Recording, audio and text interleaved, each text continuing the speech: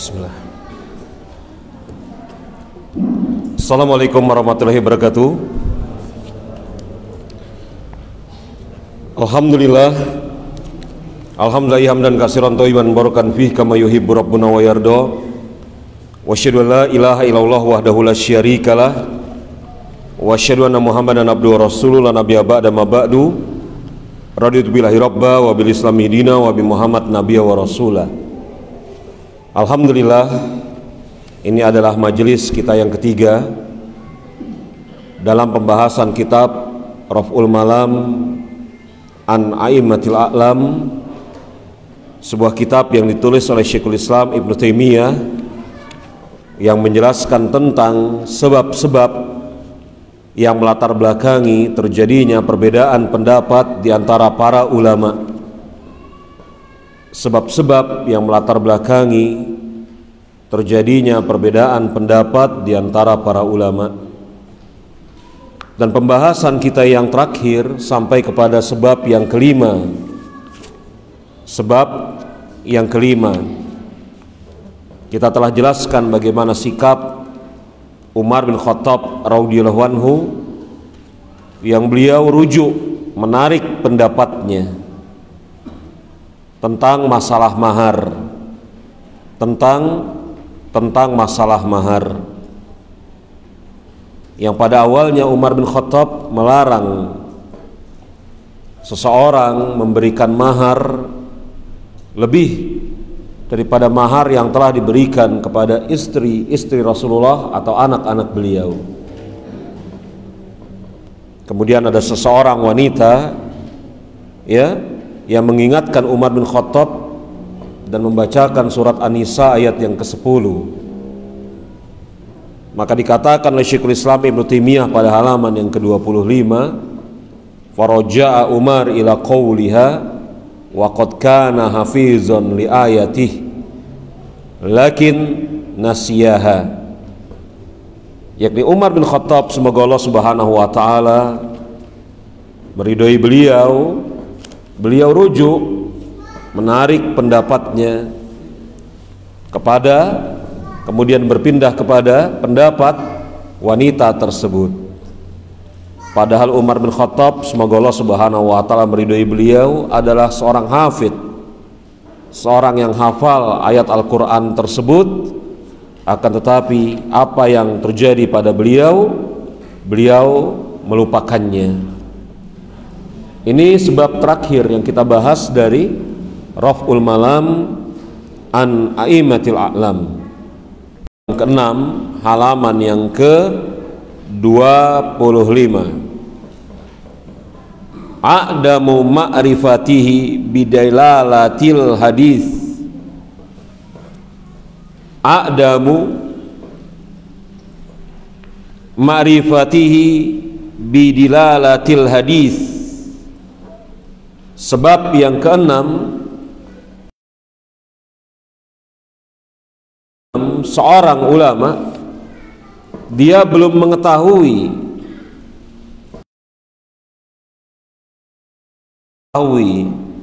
bidilalatil hadis, segi pendalilan dari hadis tersebut.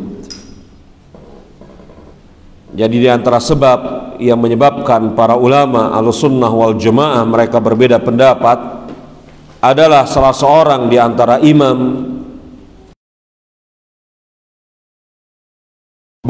dia mengetahui dilalah, yakni apa? Indikasi, segi kepenunjukan dalil dari hadis yang ada.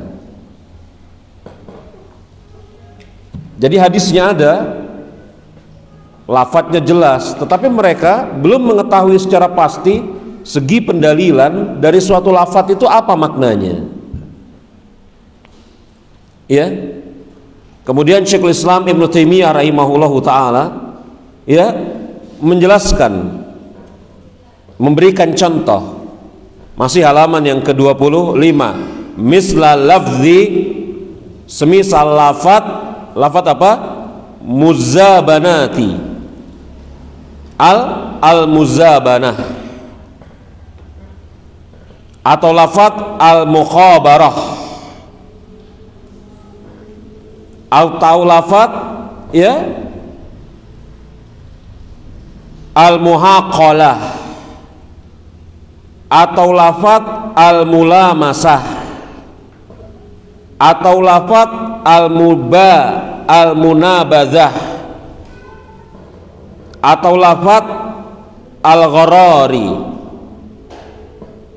Nah, ini lafat-lafat yang ada di dalam hadis, tetapi maknanya yakni para ulama Ahlussunnah wal Jamaah mereka berbeda pendapat tentang apa makna al-muzabanah, apa makna al-mukhabarah, apa makna al-muhaqalah, apa makna al-mulamasah, apa makna al-munabadzah, apa makna al-gharar, apa maknanya itu?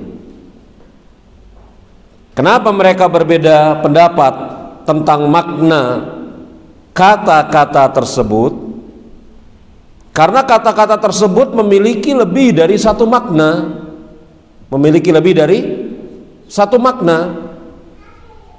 Kata-kata yang barusan kita sebutkan tadi itu memiliki lebih dari satu makna. Jadi ketika kata-kata tersebut ada di dalam suatu hadis dan kata-kata tersebut memiliki lebih dari satu makna, maka yang ditunjukkan oleh hadis tersebut makna yang mana? Maklum ya? Paham ya sampai di sini ya? Kata-kata ini memiliki lebih dari apa? Satu makna. Katanya satu, tapi maknanya lebih dari satu. Ketika kata-kata yang sebagaimana kita sebutkan tadi, al-muzabanah, al-mukhabarah dan seterusnya ada di dalam satu lafaz hadis, maka yang diinginkan di dalam satu lafaz hadis tersebut makna yang mana? Apakah makna yang pertama, kedua, atau yang mana gitu loh. Dan mereka juga berbeda pendapat. Andai kata-kata yang sama ada di dalam dua hadis yang berbeda, apakah makna kata tersebut sama atau berbeda sesuai dengan konteks hadis yang ada? Beda atau sama dengan yang pertama tadi? Beda atau sama? Kalau yang pertama tadi apa? Apabila kata-kata yang telah kita sebutkan tadi contohnya ada di dalam satu hadis, begitu ya, maka yang diinginkan di dalam hadis tersebut makna yang mana? Karena maknanya lebih dari apa? Satu. Dan mereka juga berbeda pendapat apabila kata-kata yang kita sebutkan tadi disebutkan dalam dua hadis yang berbeda, apakah maknanya sama atau maknanya berbeda sesuai dengan konteks hadis yang berbeda tersebut? Maklum? Bisa dipahami sampai di sini? Loh, konsekuensinya apa? Kalau ada satu kata yang maknanya lebih dari satu, sudah barang tentu memiliki konsekuensi hukum yang berbeda. Betul? Nanti kita sebutkan contohnya. Contoh ya, al-muzabanah. Apa al-muzabanah? Contoh ini, al-muzabanah. Apa yang dimaksud al-muzabanah? Ya, al-muzabanah, ada yang mengatakan menjual kurma muda yang masih ada di batang pohon. Menjual kurma muda yang masih ada di batang pohon. Ada juga yang mengatakan al-muzabanah artinya adalah menjual kurma yang ada di batang pohon dengan menukarnya dengan kurma yang telah matang. Beda tidak ini? Beda dong. Ya, kalau yang satu menjual kurma yang ada di batang pohon, yang satu menjual kurma yang ada di batang pohon dan menukarnya dengan kurma yang telah matang. Beda kan? Dua pemaknaan al-muzabanah tersebut, ya, dua makna tadi itu ada di dalam makna al-muzabanah. Ya. Nah, contoh lagi, saya tidak sebutkan ya, al-mukhabarah itu apa. Saya berikan contoh-contoh saja di sini. Al-muhaqalah ada di halaman ke-25. Al-muhaqalah itu berbeda maknanya, yakni kata yang maknanya lebih dari satu. Ada yang mengatakan al-muhaqalah itu artinya adalah menyewa lahan garapan dengan bayaran gandum. Jadi seseorang menyewa lahan garapan kemudian dibayar dengan gandum. Ya. Ada juga yang mengatakan al-muhaqalah itu adalah menyewa, yakni apa? Menyewa lahan garapan, ya, menyewa lahan garapan dan kemudian diberikan proporsi sesuai hasil dari tanah tersebut. Beda atau sama? Beda? Di mana bedanya? Kalau satu muhaqalah maknanya menyewa dengan gandum, menyewa satu tanah garapan dan dibayar dengan gandum, berarti gandumnya telah tetap jumlahnya, betul? Pendapat yang kedua, al-muhaqalah itu artinya adalah menyewa satu tanah garapan yang dibayar dengan hasil gandum dari tanah tersebut sesuai dengan porsinya. Misalnya pemilik tanah 50, penggarap 50. Beda atau sama? Beda. Yang pertama jumlahnya tetap, yang kedua jumlahnya berbeda-beda sesuai dengan hasil apa? Hasil apa? Panen. Betul? Sesuai dengan hasil panen dan kesepakatan pembagian porsi. Lihat itu. Jadi beda ya. Persis seperti al-munabazah halaman yang ke-26. Ya. Al-munabazah ini maknanya apa? Ada yang mengatakan al-munabazah ini maknanya adalah membeli lahan dengan harga tertentu yang panjang lahan itu sejauh kemampuan seseorang melempar batu. Loh iya, ini kerjaan orang-orang Arab jahiliyah ini. Saya beli tanahmu seharga misalnya 100 dinar. Berapa tanahnya? Nih, saya lempar dulu batu nih. Nah, batu itu jatuh di sana, itu batasnya 100 dinar. Al-munabazah. Membeli tanah dengan harga tertentu yang ukurannya ditentukan sesuai dengan arah lemparan batu. Al-munabazah. Dan ini memang betul, ini dipraktekkan oleh orang-orang Arab jahiliyah. Jadi ini kan tergantung besar kecilnya batu, tergantung kekuatan orang itu melempar, tergantung arah angin, dan macam-macam, betul ya. Nah, ini jual beli yang termaksud jual beli apa? Ada unsur perjudian di dalamnya. Ada juga yang mengatakan al-munabazah itu adalah apa yang dilakukan oleh orang-orang Arab jahiliyah ketika membeli pakaian dengan melempar kerikil, yang nanti kemudian pakaian yang dibeli adalah yang jatuh kerikil di atasnya. Ada pakaian 10, betul? Harganya semuanya sama. Misalnya anggaplah 1 real, betul? Ada pakaian 10, semuanya sama, anggaplah 1 real. Ada yang 1 real, ada yang 2 real, ada yang bagus, ada yang jelek, ya kan? Kemudian dijual oleh sang penjual. Ini baik yang bagus ataupun yang jelek, yang baru maupun yang bekas, yang 1 real ataupun yang 5 real, saya jual dengan harga 1 real. Silahkan kalian pilih dengan cara lempar kerikil ke atas. Kleng, kerikil naik, jatuh ke kemana? Ke salah satu di antara baju tersebut. Nah, kalau bajunya yang dijatuhi batu adalah baju yang 5 real, untung dia. Kalau yang jatuh itu adalah yang kurang dari 1 real, rugi dia. Betul?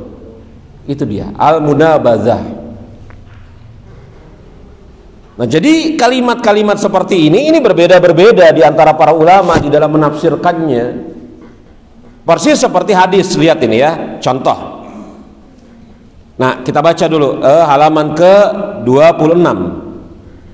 Ingat ya, saya tidak sedang, dan Ibnu Taimiyah juga tidak sedang mentarjih di mana makna yang paling kuat dari al-mulamasah, al-munabadzah dan seterusnya. Kemudian Syekhul Islam Ibnu Taimiyah rahimahullahu taala mengatakan illa ghairi zalik min kalimat ila ghairi zalik min kalimati gharbiyah ila kalimati gharibah allati qad yakhtaliful ulama fit tafsiriha ila ghairi zalik min kalimatil gharibah allati qad yakhtaliful ulama fit tafsiriha. Dan kata-kata yang lain, yang kata-kata ini gharib, yakni asing, yang ulama kaum muslimin berbeda pendapat di dalam menafsirkan maknanya. Contoh, Ibnu Taimiyah berikan satu contoh. Kal hadis marfu, seperti hadis yang marfu.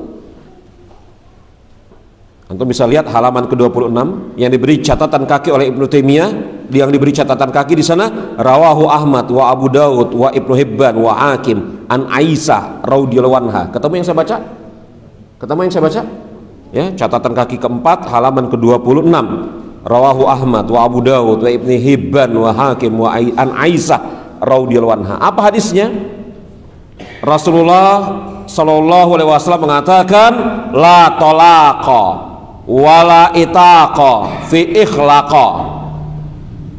La talak, yakni tidak ada talak, wala itaqa, dan tidak ada pembebasan budak, fil ikhlaq, dalam keadaan ikhlaq.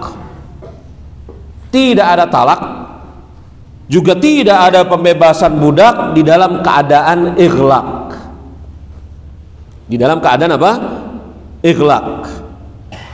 Nah, para ulama Ahlussunnah wal Jamaah, ulama-ulama ahli hadis, ahli tafsir, mereka berbeda pendapat tentang makna ikhlaq itu apa. Ya, mereka berbeda pendapat di dalam makna yakni ikhlaq, sebagaimana antum bisa lihat di halaman ke-27 catatan kakinya.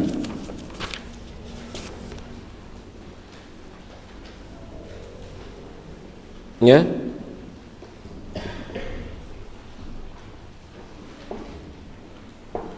lihat ini di halaman ke-27 di catatan kakinya. Kan kita baca tuh rawahu Ahmad wa Abu Daud wa Ibnu Hibban wal Hakim an Aisyah radhiyallahu anha. Lihat itu wa sahahul Hakim wa dhafuz Zahabi wa makna ikhlaq. Ketemu yang saya baca? Ketemu yang saya baca? Catatan kaki halaman ke-27 wa makna ikhlaq, makna ikhlaq. Ketemu ikhwan? Al-ikrah, yakni ikrah, itu makna yang pertama. Yakni ikrah di sana maknanya adalah apa? Yakni dipaksa. Jadi tidak ada talak dan tidak ada pembebasan budak ketika orang yang mentalak atau membebaskan budak dalam keadaan terpaksa. Itu kalau kata ikhlaq diartikan terpaksa. Ini makna pertama dari ikhlaq, yakni apa? Al-ikrah. Yang mengatakan ikhlaq ini ikrah adalah siapa? Imam Ibnu Qutaibah, Imam Al-Khattabi, dan yang lainnya. Ketemu yang saya baca ya? Antum bisa mengikuti ya. Wa qala Abu Ubaidah, berkata Imam Abu Ubaidah, ikhlaq, makna ikhlaq yakni apa? Tadyik, yakni apa? Sempit, tertekan. Ini makna kedua. Kalau makna pertama apa? Terpaksa. Kalau ini tertekan. Ya. Ini yang berkata ini Imam Abu Ubaidah. Abu Ubaidah Qasim bin Salam. Nah, makna ikrah dengan makna ikhlaq, baik yang pertama maupun yang kedua, itu dekat maknanya ya. Masih bisa saling mewakili, betul? Walaupun mungkin di sana ada bedanya. Ya. Lihat ini kelanjutannya. Ya. Wa qala akharun, dan berkata yang lain, semisal Imam Ibnul Qayyim. Kalau saya baca 1 2 3 4 baris dari atas catatan kaki. Ketemu? Qala syekhuna, berkata guru kami yakni Ibnu Taimiyah, al-ighlaq in syaddat bab ilmi, yakni ighlaq itu tertutupnya pintu ilmu. Ketemu yang saya baca? Ighlaq in syaddat bab ilm, tertutupnya pintu ilmu. Artinya apa? Tidak ada talak dan tidak ada pembebasan budak ketika yang mentalak atau yang membebaskan budak tersebut dalam keadaan apa? Bodoh. Beda gak? Kalau satu ighlaq artinya apa? Terpaksa. Kalau yang satu artinya apa? Bodoh. Kalau terpaksa sama tertekan mungkin masih bisa dekat ya artinya ya. Tapi terpaksa di satu sisi, bolehlah kita gabungkan tertekan pada sisi terpaksa, dan sisi yang lain adalah bodoh. Itu sesuatu yang berbeda 180 derajat ya. Tertutupnya pintu ilmu baik dengan sebab seseorang itu mabuk, atau seseorang itu bodoh, atau seseorang itu hilang ingatan. Betul? Konsekuensinya beda. Maka bagi yang berpendapat bahwasanya ighlaq adalah tertutupnya pintu ilmu, maka seorang gila, orang yang waras, kemudian dia gila menceraikan istrinya, tidak sah menceraikan istrinya. Ya enggak? Ya? Lihat lafaz ighlaq.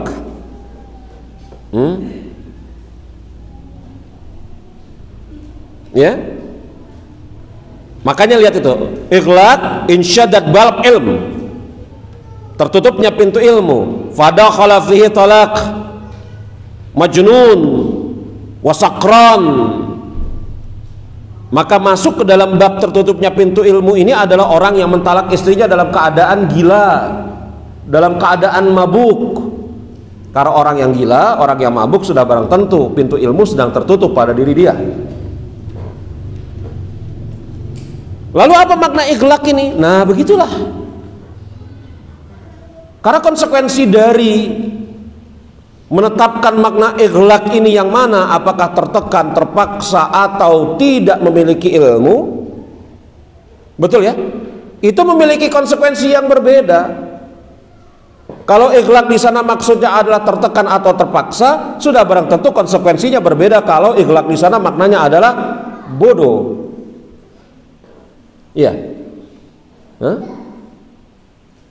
Betul, beda gak? Beda sekali. Maka ada yang mengatakan ighlaq di sana adalah bodoh, ada yang mengatakan ighlaq di sana adalah tertekan. Jadi kalau ada seseorang yang tertekan dalam keadaan terpaksa, dia menceraikan istrinya dalam keadaan dia berilmu, bagi seseorang yang berpendapat ighlaq itu maknanya adalah tertutup ilmu, sah tidak talaknya? Saya ulangi, makna ighlaq ada berapa? Makna ighlaq itu ada 8 makna. Kita sebutkan 3 aja tadi. Kita berikan contoh ya. Kita sempitkan menjadi 2. Yang satu tertekan, terpaksa, dan yang kedua adalah tidak memiliki ilmu. Betul?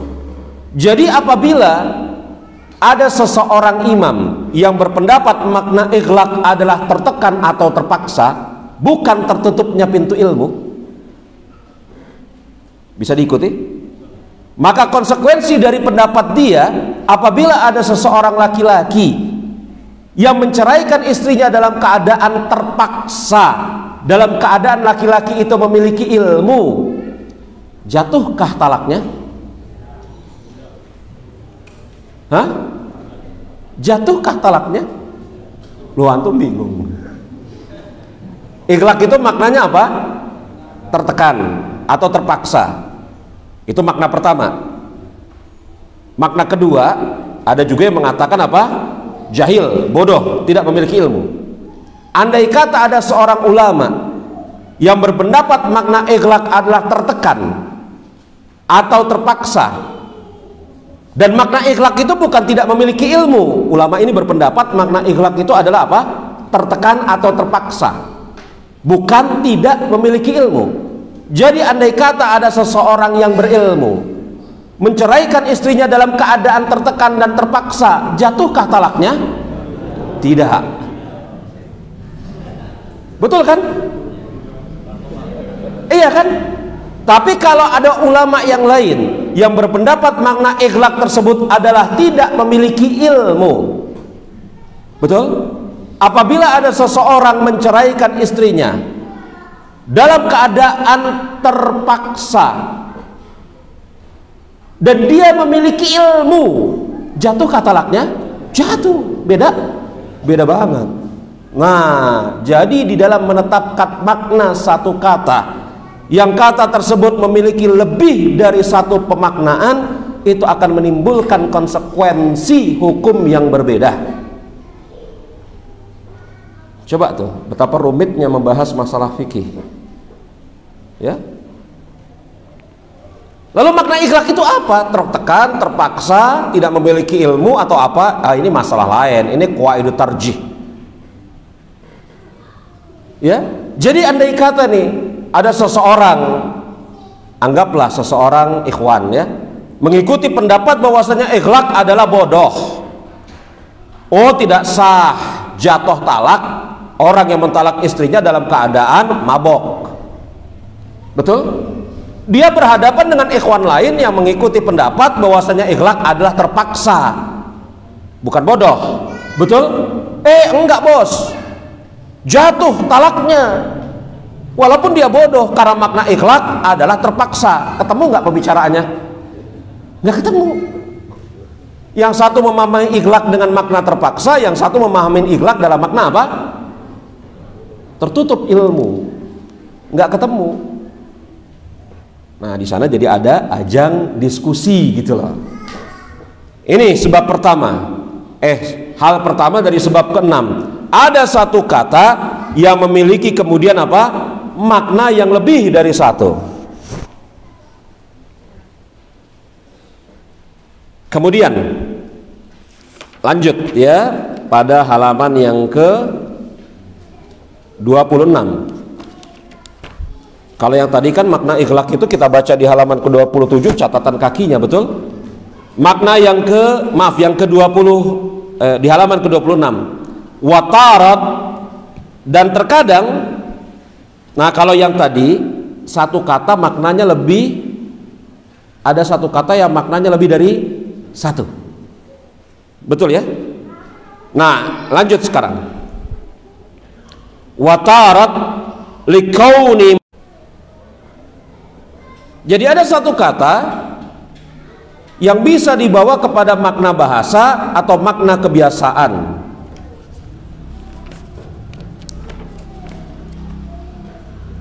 Contohnya apa? Lihat halaman ke-27. Kama sami'a ba'dahum athar fi rukhsa fin nabiz. Ketemu yang saya baca?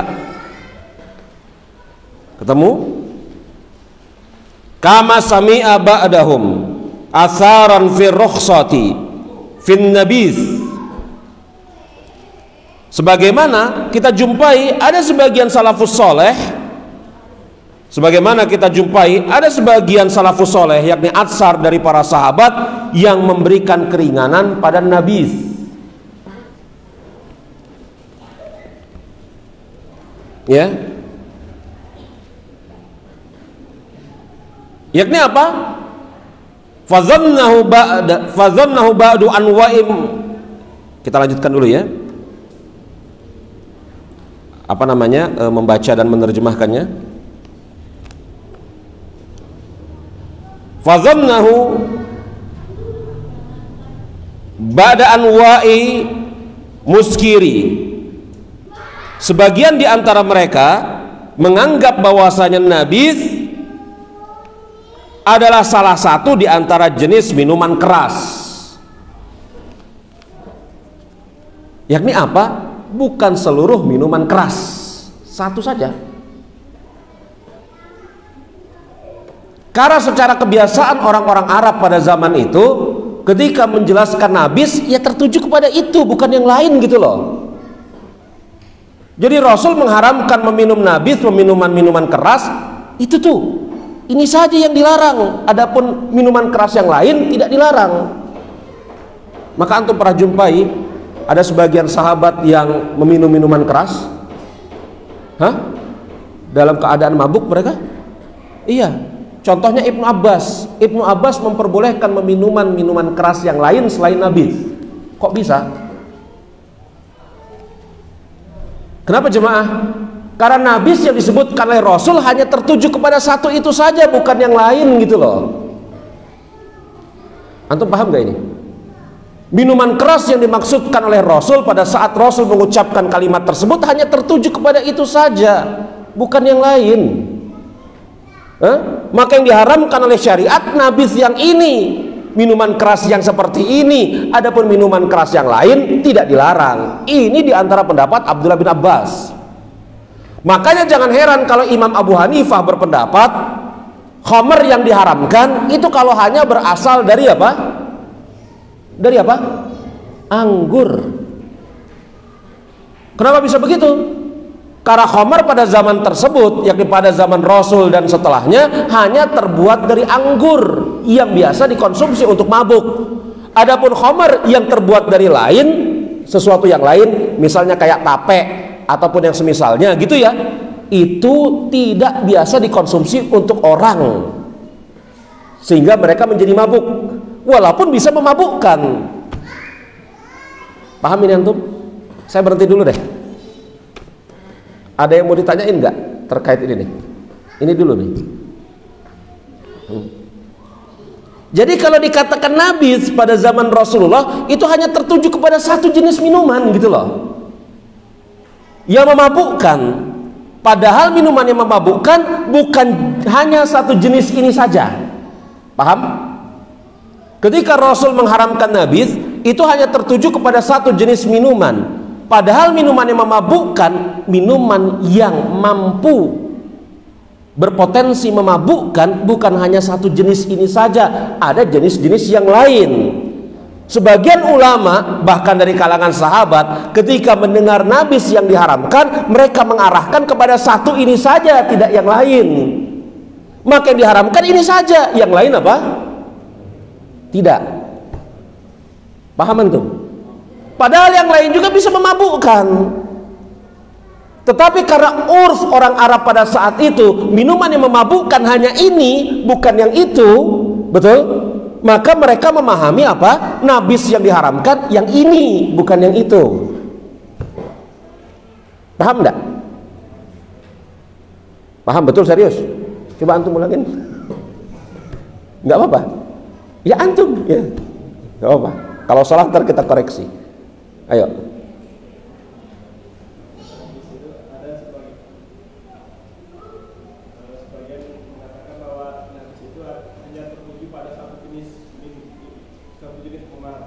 Satu tentu yang memabukkan, betul. Kemudian yang berpendapat bahwa nabis itu adalah semua jenis minuman yang memabukkan. Betul. Jadi pada zaman Rasulullah, ya, minuman yang memabukkan itu banyak. Tetapi dari sekian banyak tersebut yang biasa dikonsumsi oleh orang-orang Arab pada saat itu tidak semuanya, hanya satu ini saja jenisnya. Paham? Dan ketika Rasul mengharamkan nabis, maka yang terfikir oleh para sahabat dan ulama-ulama yang setelahnya hanya satu ini saja, bukan yang lainnya. Karena secara urf orang Arab pada zaman tersebut hanya minum yang memabukkan ini, bukan yang itu. Makanya di atas mazhab ini Imam Abu Hanifah berpendapat minuman yang khamr yang haram itu kalau hanya terbuat dari apa? Anggur. Kalau khamr itu tidak terbuat dari anggur, itu tidak haram kata Imam Abu Hanifah. Karena secara urf orang Arab tidak biasa meminum khamr yang terbuat dari selain anggur. Jadi kembali kepada urf. Ini konsekuensinya beda banget gitu loh. Bahkan sampai kepada tingkatan apa? Haram atau tidak gitu loh. Iya kan? Jadi minuman yang memabukkan itu banyak pada zaman Rasulullah.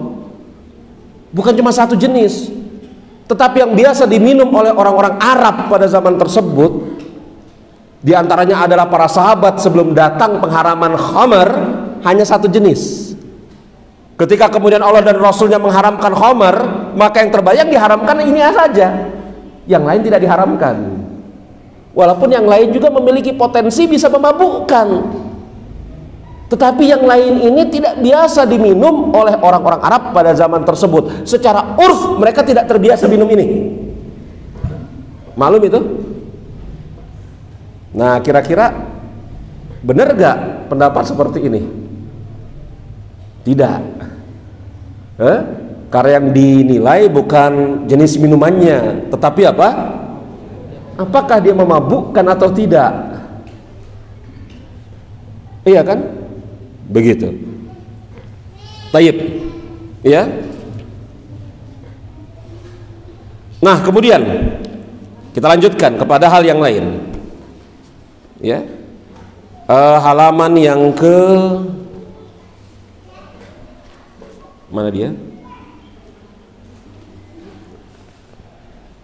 Masih halaman ke-28. Ya. Watarat, ya, dan terkadang kata Syekhul Islam Ibnu Taimiyah, liqaunil lafzi mustariqan au mujmalan au mutaradidan baina haqiqatin wa majazin. Watarat, dan terkadang satu lafaz itu bentuknya mustarak, ya, bentuknya mustarak atau masih global, au mujmalan, global. Mustarak itu satu lafaz memiliki lebih dari satu makna, telah disebutkan tadi ya di awal. Au mujmalan, atau maknanya umum. Au mutaradadan bainal hakiki. Jadi ada suatu yang maknanya itu lebih dari satu. Mustarak itu maknanya lebih dari satu, telah kita sebutkan tadi. Contohnya tadi apa? Ighlaq. Betul ya? Au mujmalan, maknanya umum, atau maknanya itu bisa makna hakiki atau makna majazi. Nah, contoh ini yang diberikan oleh Ibnu Taimiyah Syekhul Islam adalah contoh makna hakiki, makna majazi. Kama hamala jama'ah minas sahabati fi awwalil amr. Ya, sebagaimana halnya para sahabat ketika mendengar pertama kali firman Allah Subhanahu wa taala. Sebagaimana para sahabat ketika mereka pertama kali mendengar firman Allah Subhanahu wa taala, ya, apa firman Allah Subhanahu wa taala? Khaytu abyad wa khaytul aswad. Benang putih dari benang hitam. Jadi ayat ini terkait dengan apa?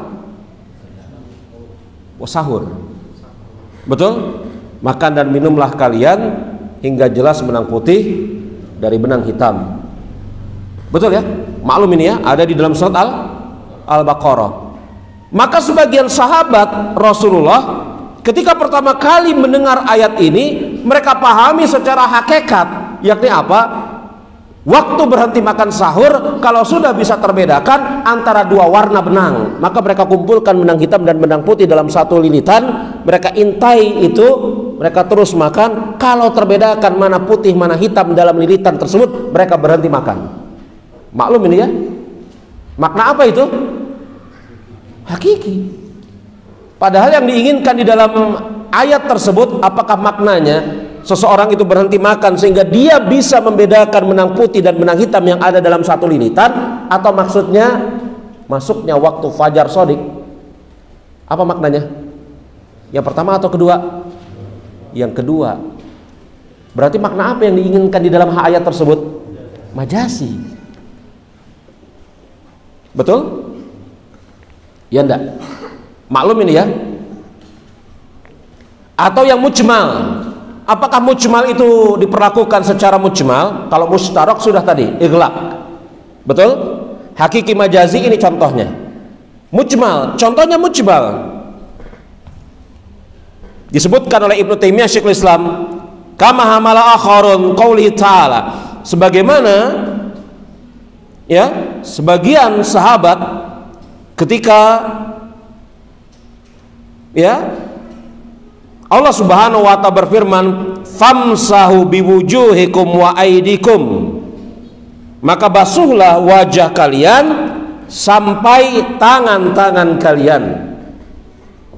Basuhlah wajah kalian sampai ke tangan-tangan kalian. Ini ayat tentang apa? Tentang apa? Wudu. Dan yang dimaksud tangan itu mujmal, dari ujung jari sampai ketiak. Makanya jangan heran Abu Hurairah ketika berwudu tidak sampai siku, tapi sampai apa? Ujung tangan. Karena ayat ini mujmal. Tangan itu yang dipahami adalah dari ujung jari sampai ketiak. Makanya Syekhul Islam mengatakan alayat ilal ibt. Yang namanya tangan itu dari ujung jari sampai ketiak. Al-ibti itu ketiak, bukan siku. Tapi yang benar wudhu sampai mana? Apakah sampai ketiak? Apa sampai siku? Siku. Tapi ayatnya kan lafadznya begitu. Tangan itu ya sampai di sini tangan. Ya? Hah? Ini kesatuan tangan mujmal. Tangan itu dari ujung jari sampai ketiak. Bagiannya ada pergelangan tangan, ada telapak tangan, ada punggung tangan, ada siku, betul? Tangan itu secara mujmal dipahami dari ujung jari sampai ketiak, itu tangan. Makanya jangan heran kalau kemudian kita jumpai sebagian sahabat semisal Abu Hurairah ketika berwudu membahas buku fikih. Tapi yang sebenarnya sampai sini kan? Tayyib. Ya. Nah, ini contoh dari mujmal. Ya. Makanya Syekhul Islam mengatakan alayat ilal ibt, yakni yang namanya tangan ya itu sampai ketiak. Ya. Makanya kalau kita baca hadis tentang sunnah fitrah mencabut bulu ketiak, ya nanti lafaznya naqdul ibti, nah, mencabut bulu ketiak. Ibti itu ketiak. Coba deh antum lihat apa kamus bahasa Arab, al-ibt itu ketiak. Jadi tangan itu secara mujmal adalah dari jari, ujung jari sampai ke ketiak. Makanya para ulama semisal Abu Hurairah dan yang lainnya ketika membasuh tangan itu dari ujung jari sampai ketiak. Ya. Nah, ini dia. Ini latar belakang yang keenam, yakni latar belakang yang keenam ini karena mereka berbeda pendapat di dalam yakni menafsirkan kata-kata yang ada di dalam nas tersebut. Baik. Kita lanjutkan kepada latar belakang yang ketujuh.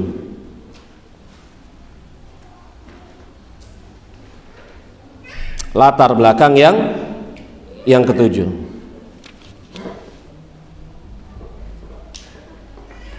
Ya. Kita lanjutkan latar belakang yang ketujuh di halaman yang ke-29.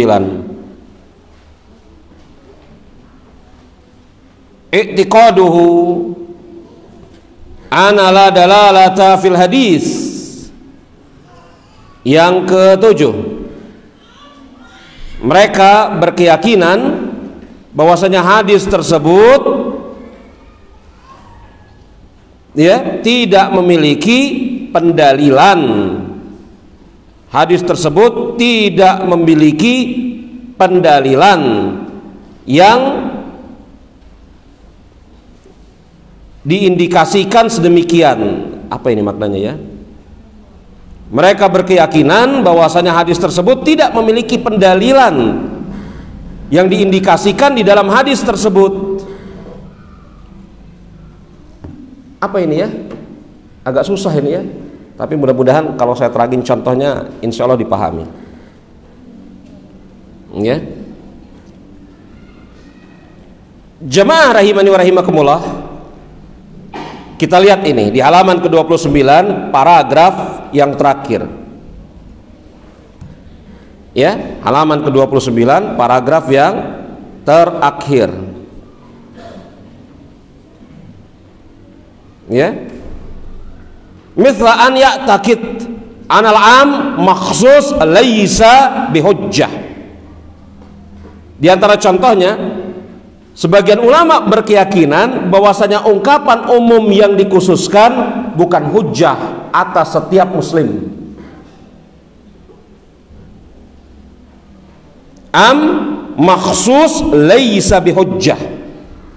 Ungkapan umum yang dikhususkan bukanlah hujjah atas setiap muslim, tetapi apa? Hujjah buat orang itu saja. Kita berikan satu contoh yang menarik. Ya, ada seseorang yang kemudian Rasul dan para sahabat sholat berjamaah. Betul ya?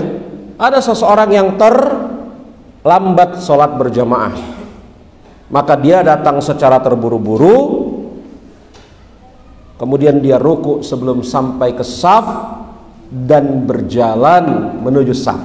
Maklum ini, dia takbir. Jadi Rasul dan para sahabat sudah sholat berjamaah, dia datang terlambat, betul? Maka apa yang dia lakukan ketika dia masuk ke dalam masjid? Dia langsung takbir, Allahu Akbar, ruku. Dia jumpai Rasul dan para sahabat sedang ruku, Allahu Akbar, dia langsung ruku. Kemudian dia berjalan sambil ruku. Maklum antum hadis ini ya? Maklum ya? Yang Syekh Albani berdalil dengan hadis ini bahwasanya seseorang itu ketika menjumpai imam dalam keadaan ruku, dia mengikuti imam, maka dia mendapatkan satu apa? Rakaat. Maklum ya?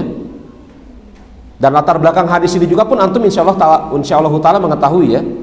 Ada seseorang yang terlambat sholat berjamaah, dia datang dalam keadaan terburu-buru, dia masuk ke masjid, dia jumpai Rasul dan para sahabat dalam keadaan ruku. Maka setelah sesaat dia masuk ke masjid, dia takbir, langsung ruku mengikuti Rasul dan para sahabat, berjalan dalam keadaan ruku, masuk ke dalam barisan saf. Maklum ini ya, yang Syekh Albani berdalil dengan hadis tersebut, seseorang mendapatkan rakaat sholat bersama imam ketika dia masih menjumpai imam dalam keadaan apa? Ruku. Nah, Ibnu Taimiyah Syekhul Islam mengatakan apa? Seorang ulama yakin bahwa ungkapan yang umum akan tetapi dikhususkan bukan hujjah atas setiap muslim. Begitu kan tadi? Nah, ketika Rasul selesai sholat, apa yang Rasul katakan kepada sahabat yang jalan dalam keadaan ruku? Apa? Zada qaulahu hirsan wala ta'ud. Semoga Allah Subhanahu wa taala menambahkan semangat kepadamu. Ini doa Rasul kepada sahabat tersebut. Betul? Wala ta'ud, dan jangan ulangi. Perkataan wala ta'ud, jangan ulangi, ya, itu umum untuk seluruh kaum muslimin. Maka perbuatan orang tersebut, andai kata dijadikan hujjah, betul, akan mendapatkan satu rakaat dan bolehnya ruku dalam keadaan berjalan menuju saf, tidak sah. Karena Rasul mengatakan apa? Wala ta'ud, jangan ulangi. Kalau bagi orang ini saja tidak boleh mengulangi yang seperti itu, apalagi bagi orang lain. Jadi ungkapan umum yang dikhususkan bukan hujjah. Paham tuh? Makanya Imam Ibnu Hazm mengatakan apa? Seseorang yang dalam keadaan ruku berjalan menuju saf, dia tidak mendapatkan rakaat bersama imam. Loh, bukankah ada hadis tersebut? Betul, kata Imam Ibnu Hazm. Tetapi Rasul mengatakan wala ta'ud, jangan engkau ulangi. Untuk orang ini saja Rasul tidak memperbolehkan untuk diulangi, apalagi untuk orang lain. Hah? Apa kata Rasul? Wala ta'ud, jangan engkau ulangi.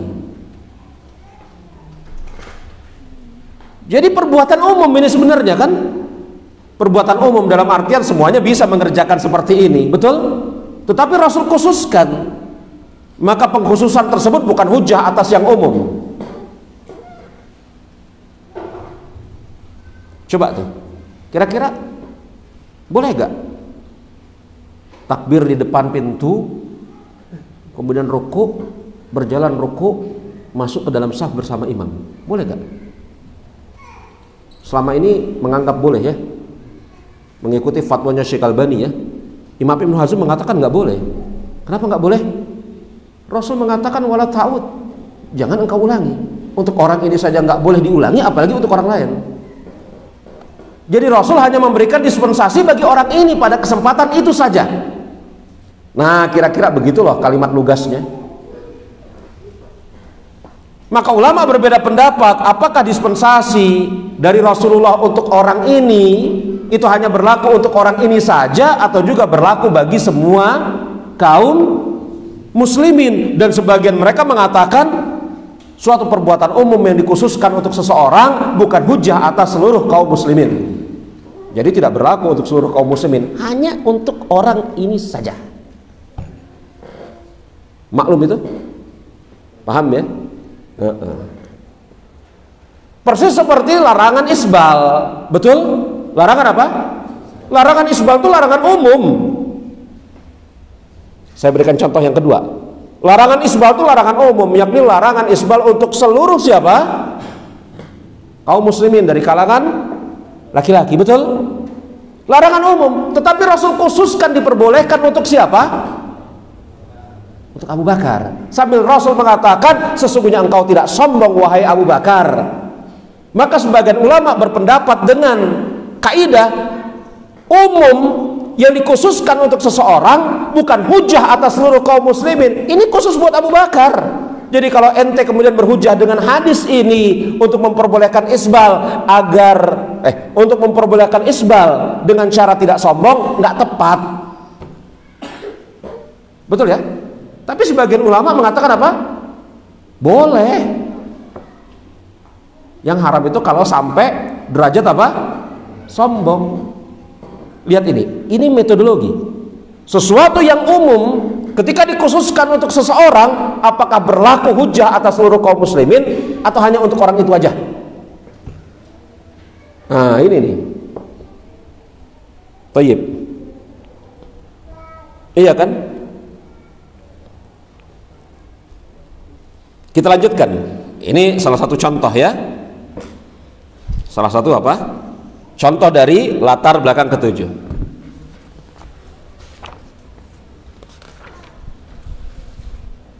Kira-kira antum nyatetnya gimana ya?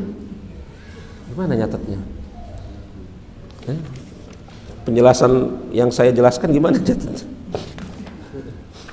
Yang paling penting dipahami ya ikhwannya.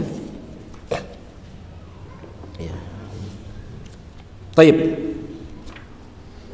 Kemudian jemaah rahimani wa rahimakumullah, kita lihat sekarang ya, masih di yang ketujuh ya. Au anal mafhum laisa bihujjah. Ketemu yang selanjutnya ini, atau mafhum bukan hujjah. Mafhum itu bukan hujjah. Jadi di dalam memahami dalil ada dua thariqah. Yang pertama mantuk, sesuatu yang langsung dapat dipahami dari dalil secara tertulis. Sedangkan yang kedua mafhum adalah sesuatu yang dipahami dari dalil di balik yang tertulis tetapi tersirat. Itu mafhum. Mantuk adalah sesuatu yang terpahami dari dalil secara tersurat. Mantuk. Adapun mafhum adalah sesuatu yang dipahami dari dalil secara tersirat.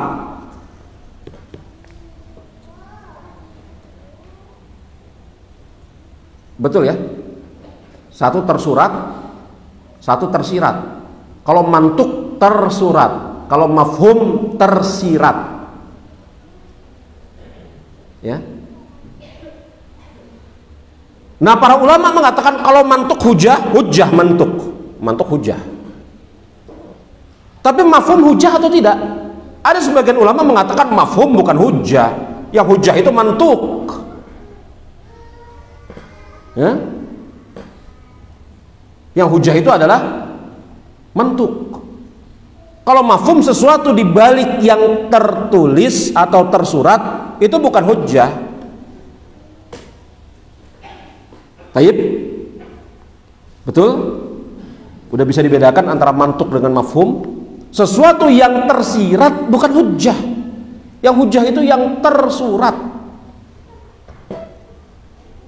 Contoh, dirikanlah sholat.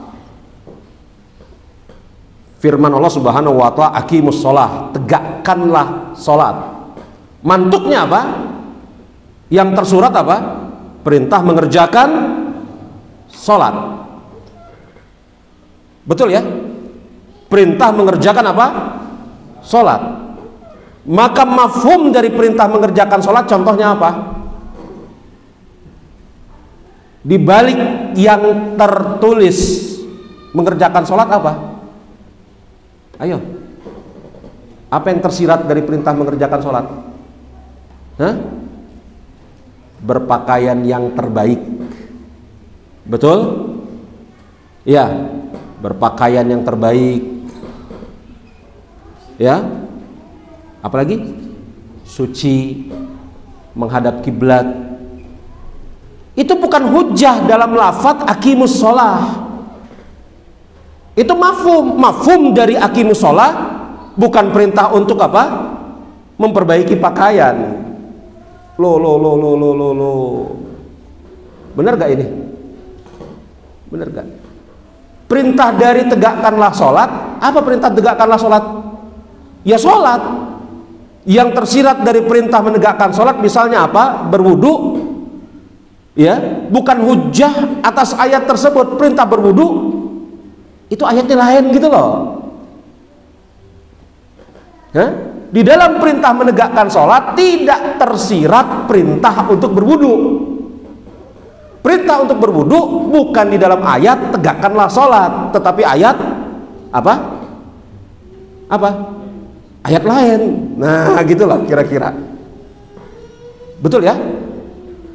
Jadi kalau dikatakan bahwasanya tegakkanlah sholat, mantuknya apa? Iya, kerjain sholat. Mantuknya bukan apa? Mafhumnya, mafhum bukan hujah. Bagi yang menganggap mafhum bukan hujah. Karena ada juga yang menganggap mafhum hujah ya. Jadi perintah menegakkan sholat, maka yang tersirat di baliknya adalah apa? Berwudu, betul? Ya. Bagi yang menganggap mafhum itu bukan hujah, maka perintah menegakkan sholat, kalau kemudian tersirat menegakkan, kalau tersirat dari menegakkan sholat itu adalah berwudu, maka dari ayat tersebut tidak ada perintah berwudu, yang ada perintah untuk apa? Menegakkan sholat. Yakni apakah boleh seseorang sholat tanpa wudu? Boleh? Boleh gak? Boleh gak sholat seseorang tanpa wudu? Tanpa wudu atau tanpa tayamum? Boleh Ustaz, tanpa wudu atau tanpa tayamum. Bolehkah seseorang sholat tanpa wudu dan tanpa tayamum? Tidak boleh. Tetapi perintah untuk wudu dan tayamum itu diambil dari mafhumnya ayat sholat atau bukan? Sebagian ulama mengatakan bukan, dari ayat yang lain. Nah, begitu. Jemaah ya, perhatikan ini. Makanya Imam Abu Hanifah menganggap mafhum itu hujah. Berdasarkan hal tersebut, Imam Abu Hanifah beranggapan wudu itu bukan suatu ibadah yang berdiri sendiri, tetapi dia konsekuensi dari penegakan sholat. Betul? Adapun jumhur ulama berpendapat bahwasanya wudu itu ibadah yang berdiri sendiri, bukan konsekuensi harus dari menegakkan sholat. Maklum ini mafhum laisa bil hujjah. Ini bagi yang berpendapat mafhum bukan hujjah. Tetapi ada yang berpendapat mafhum hujjah. Baik ya. Iya. Kita lanjutkan. Contoh yang lain. Ya. Au anal amr mujarrad la yaqtadi wujub. Ketemu yang saya baca dua baris dari bawah. Atau anal amr mujarrad la yaqtadil wujub. Perintah tidak semata-mata menunjukkan suatu kewajiban. Dia perintah, tetapi tidak berarti wajib hukumnya. Loh ikhwan, bagaimana cara antum memahami perintah itu hukumnya wajib atau tidak? Wajib ya. Tetapi ada yang mengatakan perintah tidak berkonsekuensi wajib hukumnya. Yang benar yang mana? Yang selama ini antum tahu perintah itu konsekuensinya wajib atau tidak? Ijma ya. Yang minimal ijma ikhwan curub lah. Tetapi ada yang berpendapat bahwasanya apa? Ya, perintah tidak berkonsekuensi harus wajib hukumnya. Benar apa enggak yang kedua ini? Kalau perintah berkonsekuensi wajib, ini maklum ya. Nah, tetapi di sini Syekhul Islam Ibnu Taimiyah mengatakan apa? Anal amr mujarrad la yaqtadil wujub. Perintah semata-mata tidak menunjukkan kewajiban. Ingat ya, ini bukan pendapat Ibnu Taimiyah, tetapi ini adalah pendapat-pendapat para ulama yang sedang dibeberkan, dijabarkan oleh Ibnu Taimiyah. Ingat ya, ingat sekali lagi. Jadi jangan kemudian antum mengatakan Ibnu Taimiyah berpendapat al-mafhum laisa bil hujjah. Al-amr mujarrad la yaqtadil wujub. Enggak, ini bukan gitu. Ibnu Taimiyah tidak sedang mengatakan begitu. Dia sedang menjabarkan pendapat-pendapat para ulama. Nah, jemaah, kalau kemudian dikatakan perintah berkonsekuensi wajib, ini maklum, kita tahu ya. Tetapi ternyata para ulama ada di antara mereka mengatakan perintah semata-mata tidak menunjukkan konsekuensi wajib. Contoh, fantashiru fil ard. Ini ayat apa? Tentang sholat Jumat. Apabila kalian setelah selesai mengerjakan sholat Jumat, maka bertebaranlah kalian di muka bumi. Apakah itu menunjukkan ketika kita selesai mengerjakan sholat Jumat tidak boleh tidur siang?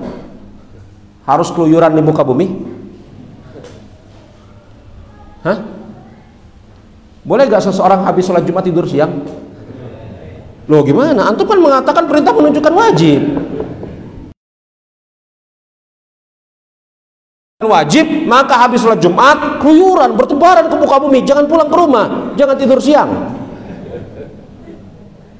Fantashiru fil ard, kata Allah Subhanahu wa ta'ala. Bertebaranlah di muka bumi dan cara rezeki yang telah Allah Subhanahu wa ta'ala tetapkan untuk kalian. Betul? Betul ya? Maka setelah sholat Jumat jangan kemudian pulang ke rumah tidur, tetapi setelah sholat Jumat bertebaran di muka bumi cari fulus. Apa begitu? Hah? Nah, goyah kan? Maka perintah tidak semata-mata menunjukkan dia pasti wajib. Padahal itu perintah loh. Coba antum lihat deh surat apa itu? Al-Jumu'ah, fantashiru fil ard, maka bertebaranlah kalian di muka bumi. Apabila telah ditegakkan sholat Jumat, maka bertebaranlah kalian ke muka bumi dan cara rezeki yang Allah telah tetapkan untuk kalian. Maka kalau kayak gini, berdasarkan ayat ini haram hukumnya tidur setelah sholat Jumat. Nah, itu bagi yang berpendapat apa? Al-amr yaqtadil wujub, perintah menunjukkan pasti wajib.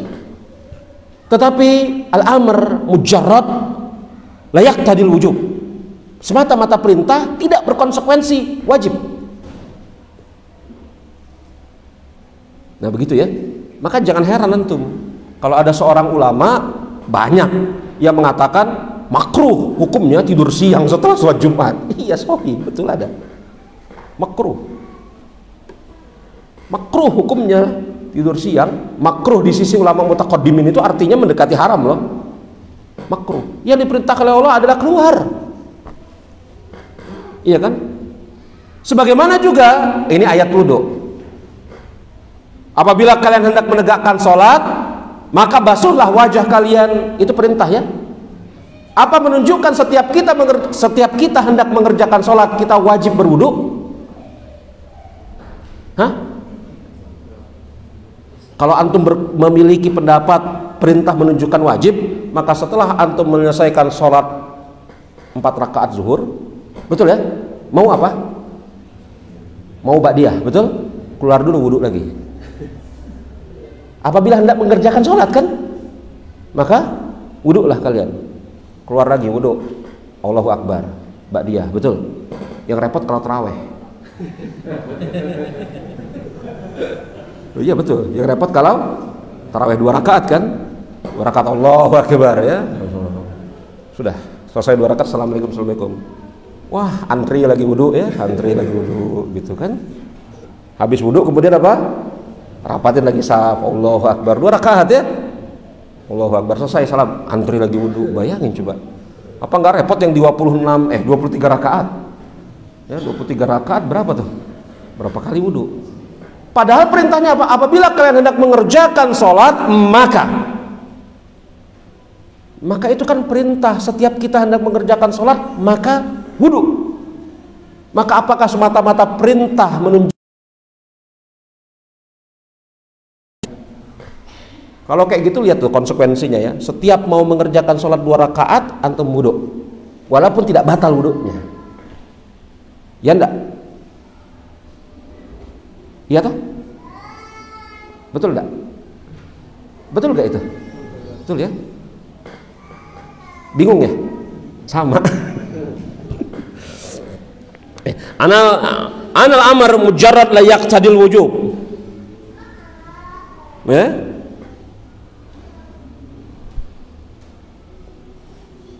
Lanjut. Ya, baris yang terakhir dari surah 29. An af'al manfiyah la tanfi zawatiha. Apa lagi ini ya?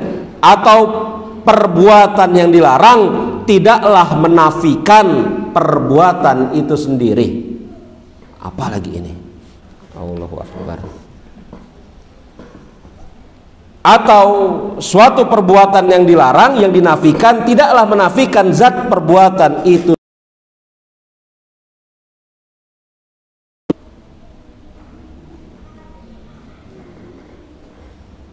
Jadi ada suatu ibadah,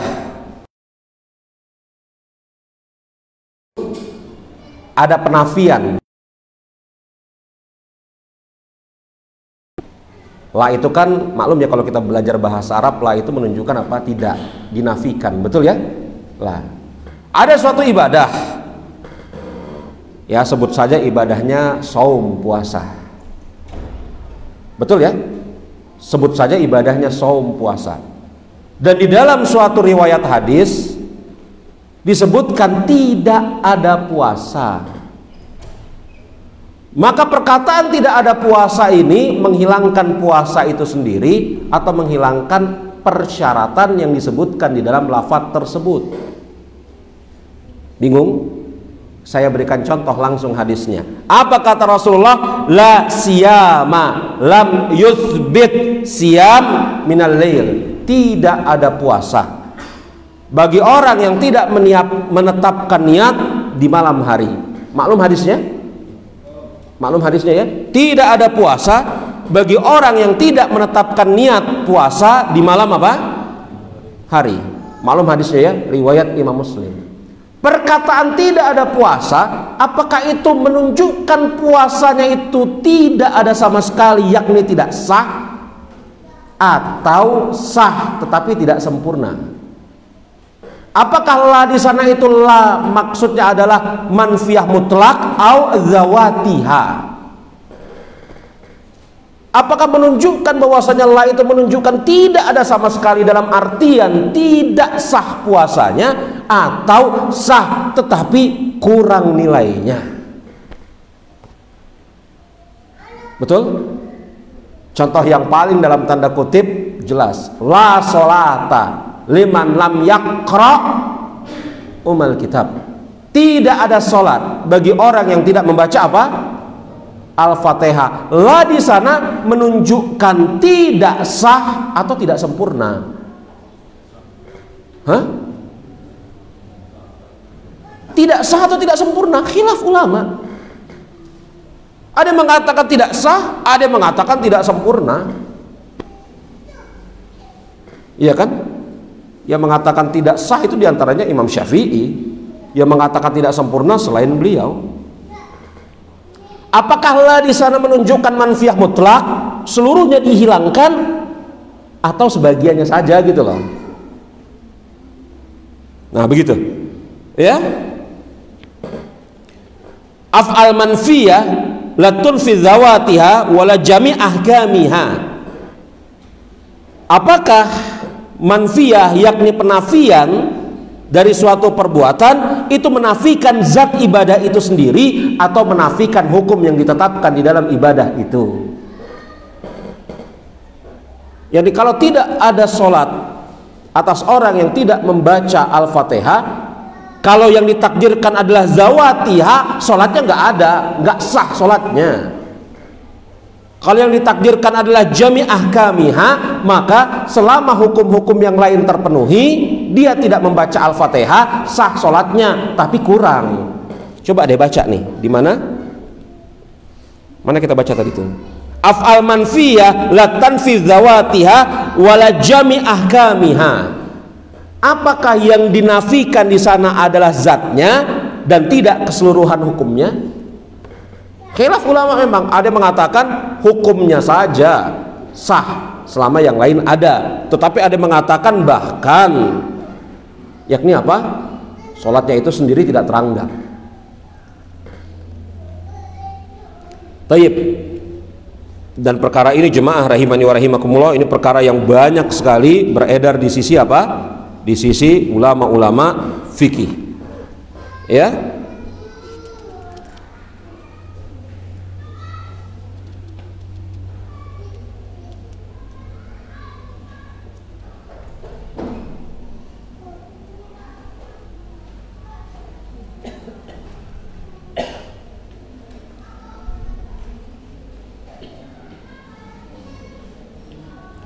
Coba kita lihat ini. Masih sebab yang ketujuh.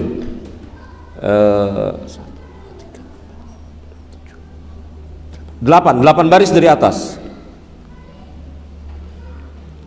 Wa tadkhul fihi afrad ajnas dalalat wa hal hiya min dzalikal jins amla. Ketemu yang saya baca?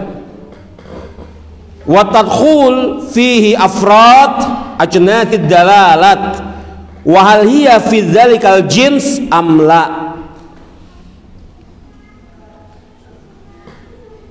Ya. Dan diantaranya jemaah rahimani wa rahimakumullah, ya, dan masuk ke dalamnya, ya, dan masuk ke dalamnya penyebutan jenis tertentu. Apakah yang diinginkan hanya jenis itu saja atau tidak?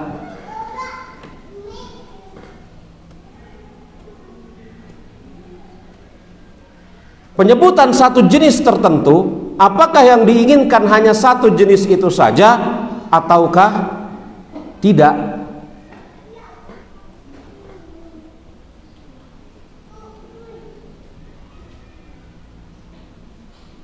Ya, makanya contoh sebagaimana contoh di sini, ya.